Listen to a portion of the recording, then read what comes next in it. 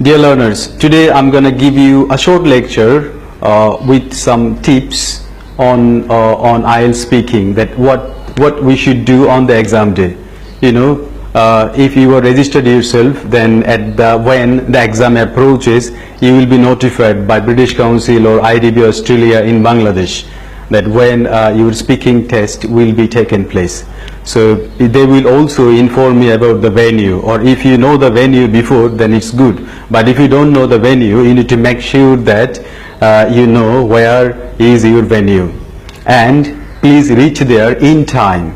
Say for example, 10, 15 or half an hour earlier, and when you go there, please get somebody with you who is a bit optimistic, who will tell you that yes, you can do better. Someone can constantly he can tell you that yes, you can do it. Somebody will tell you something to do better. Someone, there are some pessimistic people as well, so please do not take them with you.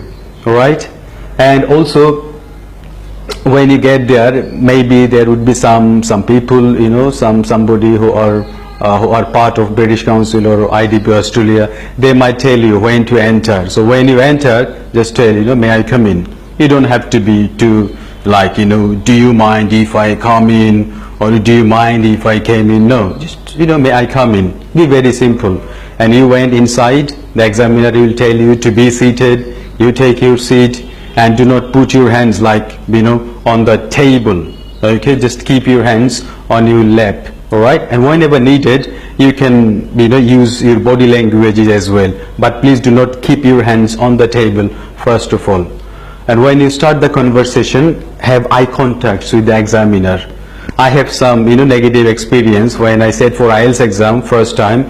I was trying to constantly making eye contacts with the teacher, but she was unfortunately looking at like to the roof, sometimes left hand side, right hand side, sometimes even she was just itching her body here and there. It was like I was thinking, who am I talking to? She is not giving any attention. I was kind of I was confused whether I was saying the right thing or wrong thing, but I was sure that when I got the result was good, so I said the right thing. But thing is, don't entrap yourself. Okay, the examiner is not listening, why shall I speak? No, whatever she or he does, that's not your headache. You keep focus, you have eye contacts, and you carry on. Right? And after that, what I would like to say that show the examiner that you are confident, that you are speaking with confidence. Sometimes if possible you smile, and if you speak and smile, it means that you are you speak, or you are dealing with the exam with ease, with comfort. Then the examiner might think that no, he is all right, he is confident, so it will also raise your score. And then I'd like to say that sometimes some students, they do not understand the question completely and they just go for answer, but it is a wrong answer. Please do not do that. If you don't understand, ask her in a polite way that would you please repeat the question, or would you please tell me again what you just mentioned. So make sure you provide the right answer. Okay. And the thing is, with first parts, sometimes some students are too short, that where do you live, or where is your hometown. Okay, if you just say Brahmanbaria, it's not gonna work in IELTS. You have to say Brahmanbaria, where is it located, a little bit extra information. So with every question you might go for 2 sentences. Okay, it's not fixed. You might say 2 sentences. And with second part, all right, always take short notes. They will give you a cue card. Always take short notes. If you think that no, I can remember everything, trust me, you could be in trouble. All right, and be on the topic. Sometimes some students, they do not understand. They even do not read the question. At first, there is a question, so you should be on the topic.